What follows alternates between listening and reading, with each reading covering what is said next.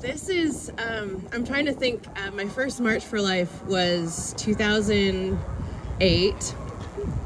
So I'm trying to think like how many this has been for me. And I think it's like, I don't know, so many. So 16, 13, I don't know. Some number in the teens.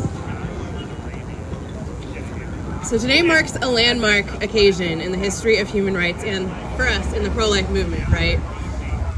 This is our first March for Life in a post-Roe America. Now, states may protect prenatal humans within their borders, and that's something that we absolutely should be celebrating.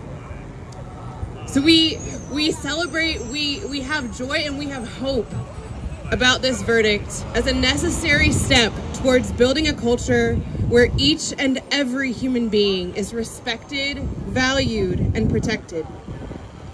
As one pro-lifer noted, "Abortion killed my siblings while they were in the womb. This feels like a small bit of justice for them." We should face this moment in history with hope for a pro-life post-Roe future, also recognizing that many people have valid fears. We should always strive to go beyond partisan rhetoric to build a world beyond abortion, and that's something that I cherish so much about this movement, about these people, about you all who are here with me today.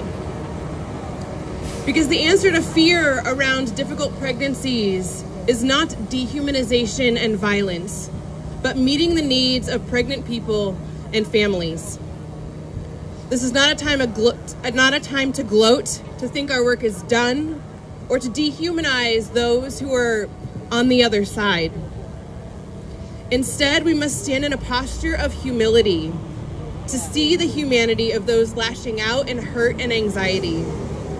We must remember that our effort to uphold human dignity doesn't end at birth, right? You guys all know that. That's why you're like here at the Rehumanize Meetup.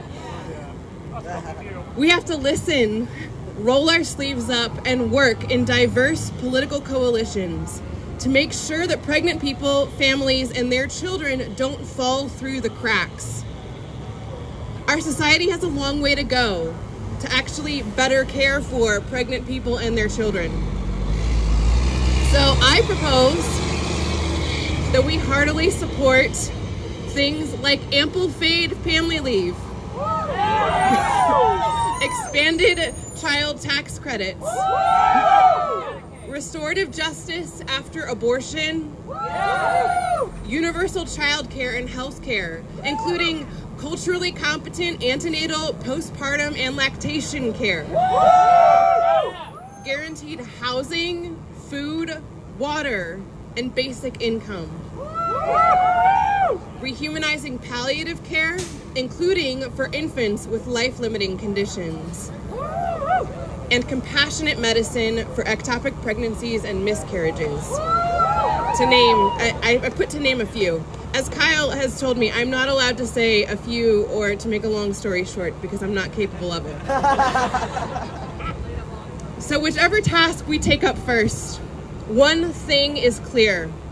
Our labor is far from over. We want to collaborate with folks like you across party lines to do this necessary work and build a culture of peace and life. It will be hard. It will require existing in tension, sitting in discomfort, and persevering in principle for human dignity. It may require challenging partisan ideologies and political alliances and speaking for holistic solutions that befuddle the folks who are around us. But when we start from the foundational understanding that each and every human being has innate worth and dignity, when we understand that people living in the wealthiest nation on the planet should have the basics to live, when we know that merely making violence illegal is just the first step in protecting life, we will be convicted that we must usher in a culture that is radically different. To echo one of my heroes, Martin Luther King Jr., we should be stewards of the life-affirming, beloved community, where each and every human being is respected, valued, protected, and I challenge, cared for, from conception to natural death.